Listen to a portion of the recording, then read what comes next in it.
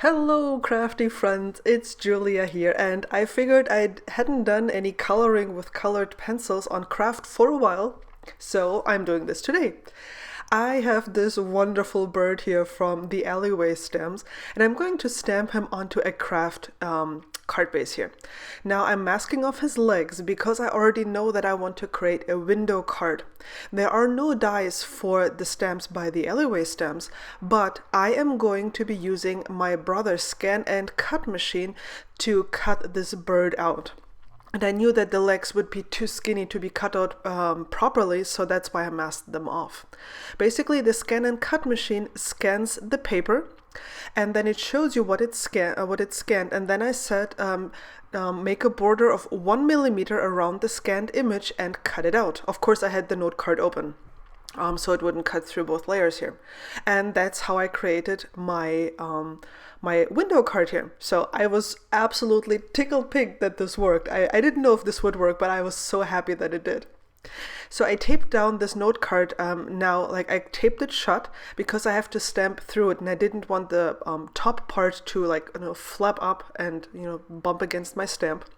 And I'm going to line this up. It actually took me like a minute to line this up properly, and stamp through the opening onto the inside of the card. Because when I had this cut out, I had a border of 1 millimeter. I had some wiggle room there to make sure that I could stamp through the opening. Now I'm taping this down again because I'll stamp it a second time because now I want the legs. I couldn't stamp it with the legs at first because of course I hadn't cut them out. So here you see how the bird looks like with the legs. Thanks to the Fisker's stamp press, I was able to line this up quite well actually. Now the coloring, I've sped this up. This is actually 8 times the speed. It took me 16 minutes to color this, to be honest. So I sped this up because otherwise you'll be bored out of your skull. You already know my preferred method. I start with a very light hand and lay down the first layer of color like very, very lightly. Then I come back in and apply layer after layer until it's to my liking. Here I did 3 layers of color, and then I come in with a gray pencil just to add some depth and definition to the bird.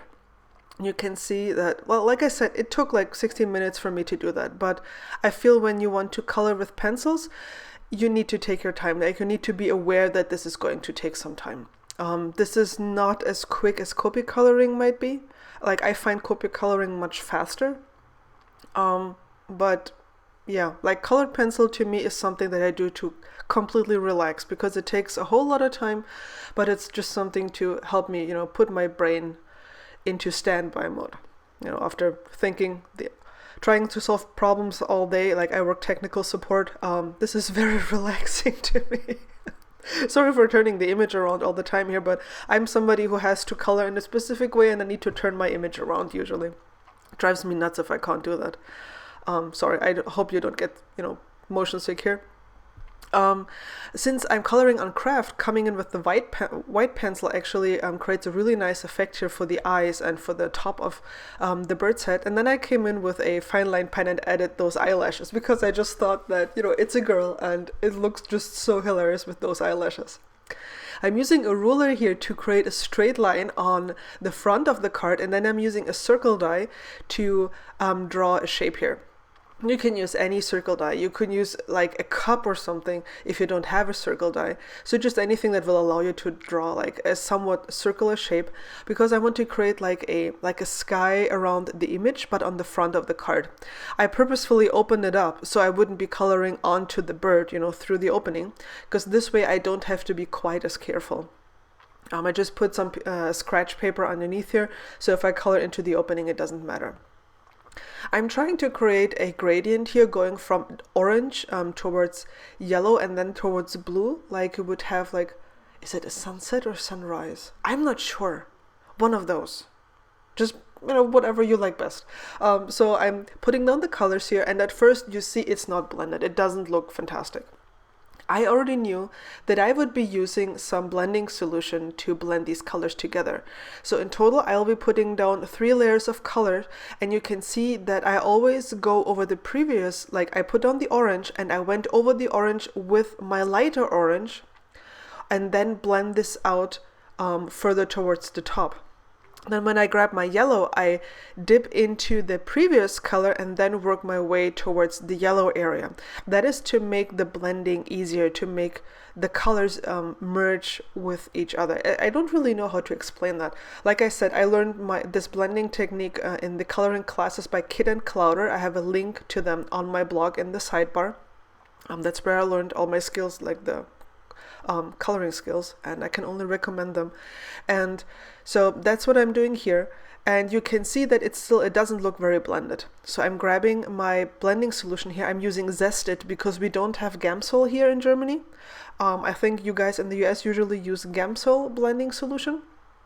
Like right now it looks a little bit darker than it did before, because the blending solution is wet, and it looks darker because it's wet simply. But once it dries, it will actually lighten up again. And what I'm doing here is I'm basically just moving the pigment around thanks to the blending solution and making sure that I have really nice smooth gradients here, and that the colors are not like ending on a like in a line or something, you know, that it looks smoother. And you will see once it dries, like in the stills at the end, you will see that it blends out really nicely. The sentiment is from a stamp set called Spell Check. It is just hilarious. I love those bold sentiments, and I'm using VersaFine ink because it's very opaque black ink to stamp my sentiment here. I just think like the look of the bird and then the sentiment is just hilarious. It makes me giggle all the time.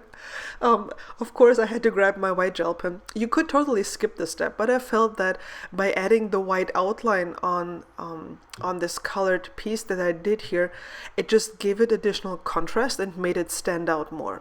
Especially since we're working on a Kraft card base, the white really pops. And of course, I couldn't help myself. I had to add some dots here. You could, again, totally skip this, but I wasn't entirely happy with the blending from the yellow to the blue. And I figured that if I just added some dots, I could totally distract from that. But don't tell anybody, okay? It's our secret. So then I grabbed my black fine line pen again and added some more details. I think I saw Katie Rakusen do this. I'm sorry if I'm wrong about this, but I think I saw her do this, and I just thought it was pretty sweet how she added the colors, not the colors, just some little extra accents to her coloring and to the images that she colored. So here's how it looks like. Here that you can peek into the card through this window that I created, which was, you know, I'm so delighted that it worked out the way I imagined it. And here you have a close-up. You can see that how nicely the scan and cut machine actually cut this shape out, and you can see the bird on the inside of the card. And after I'd finished the card, I actually went in and traced with my white gel pen around the bird to make it stand out even more, and it pops right off the card. It almost looks like a sticker actually. It's really neat. And here's a picture of the finished card.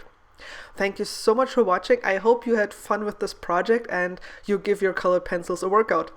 Thank you, and catch you again soon. Bye bye.